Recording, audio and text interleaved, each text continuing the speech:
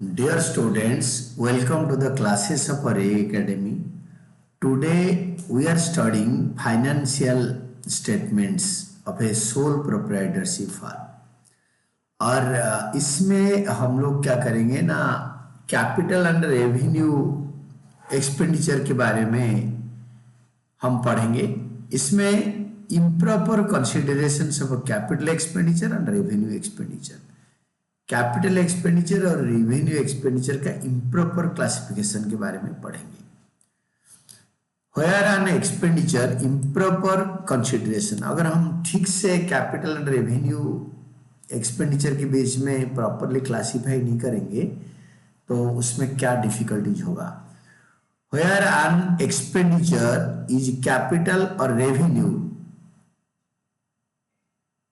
whether an expenditure is capital or revenue in nature is determined after considering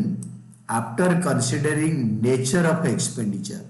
expenditure का nature को consider करके हम लोग क्या करते हैं, एक कैपिटल एक्सपेंडिचर क्या है, कौन सा है, रेवेन्यू एक्सपेंडिचर कौन सा है, उसको डिटरमिन करते हैं।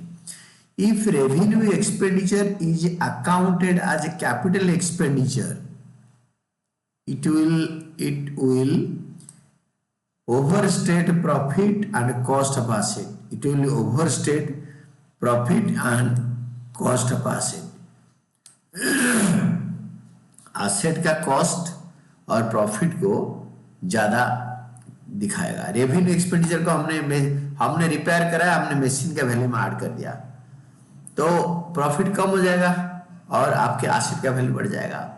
On the other hand, if capital expenditure is considered as a revenue expenses, profit and cost of the asset will be understated.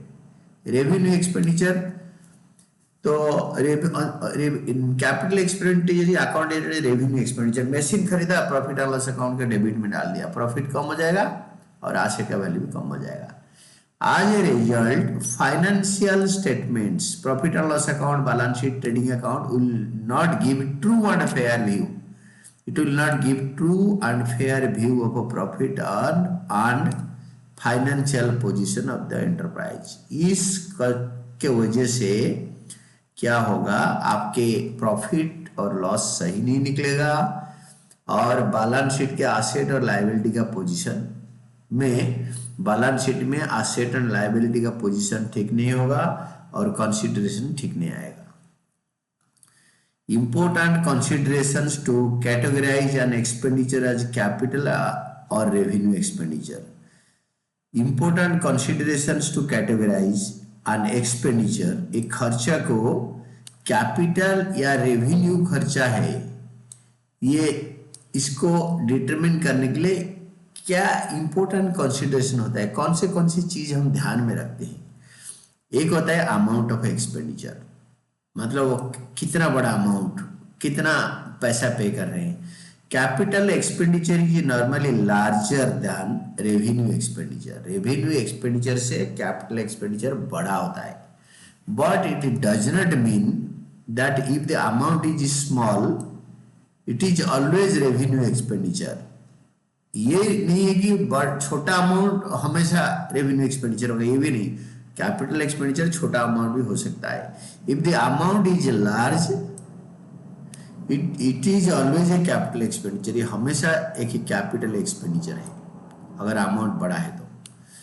Then second होता है पेमेंट पीरियडिक और लंप सम, मतलब हर बार पे करते हैं, हर महीने पे होता है या हर 3 महीने में या हर साल पे होता है या लंप सम इकट्ठे एक ही बारी में पे होता है।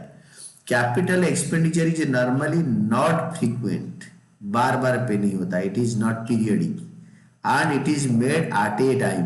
एट ए टाइम पेमेंट का दूसरा इंग्लिश वर्ड होता है लंप सम, इन लंप सम इकट्ठे पे करते हैं। For example purchase of land. On the other hand revenue expenditure is paid periodically, ये बार बार पे करते हैं, हर 3 महीने में, हर 6 महीने में। तो पीरियडिकली सच एज सैलरी क्या होता है, हर बार पे होता है, हर महीने पे होता है।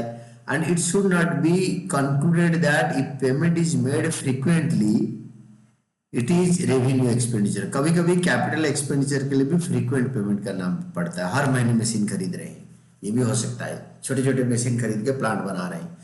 Purchase of an asset and its payment are two different transactions. एक एसेट खरीदना और उसका पैसे देना अलग होता है, क्योंकि हर महीने इंस्टॉलमेंट में पे कर सकते हैं। Payment for an asset purchase whether is capital expenditure is made in installments। अगर हम इंस्टॉलमेंट में पे करेंगे तो पीरियडिकल पेमेंट होगा, उसको हम रेवेन्यू नहीं बोलेंगे, हम बोलेंगे इसको कैपिटल एक्सपेंडिचर। तो इसीलिए फ्रीक्वेंट पेमेंट को अगर इंस्टॉलमेंट में कोई एसेट खरीद के पे कर रहे हैं तो वो भी कैपिटल एक्सपेंडिचर होगा।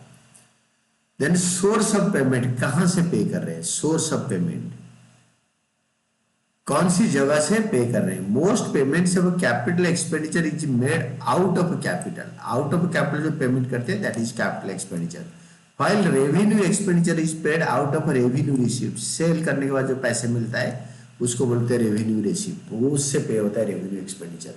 कैपिटल एक्सपेंडिचर क्या मशीन वगैरह खरीदते हैं वो कैपिटल एक्सपेंडिचर करते हैं, but it should not be considered as a general rule that expenses paid out of a capital are always capital expenditure and expenses paid out of a revenue receipts are always revenue expenditure। ये हम categorise नहीं कर सकते।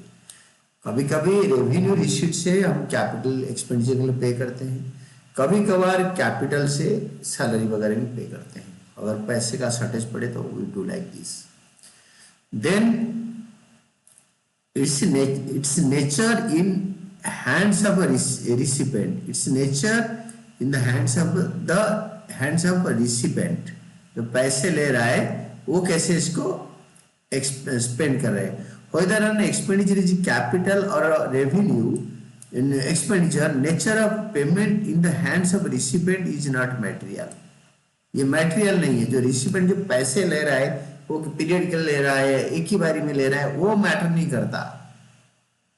It may be possible that an item which is of revenue nature for payee, जो पैसे देके खरीद रहा है उसके लिए रेवेन्यू है, it is of capital nature of the payer, जो दे रहा है उसके लिए कैपिटल नेचर होगा। पेई मतलब जो पैसे ले रहा है, पेयर मतलब जो पैसे दे रहा है। पेयर दे रहा है रेवेन्यू पेमेंट और जो ले रहा है वो सोच रहा है कैपिटल पेमेंट मेरे को मिल रहा है। For example, for a car manufacturer amount received from sale of a car is revenue receipt. जो कार मैन्युफैक्चर करता है उसका धंधा है कार बनाना बेचना, तो वो जब कार बेचता है तो वो सोचता है कि भाई मेरा सेल्स या नॉर्मल रेवेन्यू मिला बेचने के जो पैसा। बट फॉर द परचेजर जो कार खरीद रहा है it is a capital expenditure. Car company में यूज होगा एज एन एसेट, तो वो कैपिटल एक्सपेंडिचर है। तो जो पैसे ले रहा है यानी पेई, उसके लिए एक्सपेंडिचर का मतलब अलग होता है, जो दे रहा है उसके लिए अलग होता है। तो this is important consideration to categorise expenditure as capital and revenue. तो ये इसको कैटेगराइज करने के लिए बहुत इंपॉर्टेंट होता है।